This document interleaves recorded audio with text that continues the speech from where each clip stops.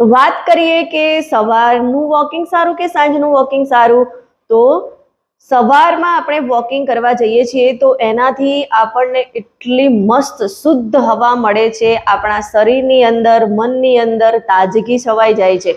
અને સવારનું વોકિંગ કરીએ છીએ તો એનાથી આપણું બ્લડ સર્ક્યુલેશન સારું રહે છે અને બ્લડ સર્ક્યુલેશનની રિધમ જે પકડાય છે એ છેક સુધી સારી રહે છે. સવારના વોકિંગના કારણે આપણું ફેટ બર્નિંગ પણ સરસ રીતે સ્ટાર્ટ થઈ જાય છે અને આખો દિવસ એ એક્ટિવ રહે છે.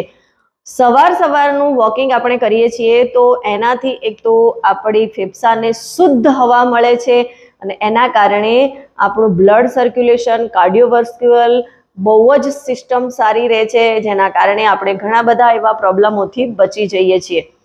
અને સવારમાં આપણે વોકિંગ પર જઈએ છીએ તો એનાથી આપણી ફિઝિકલ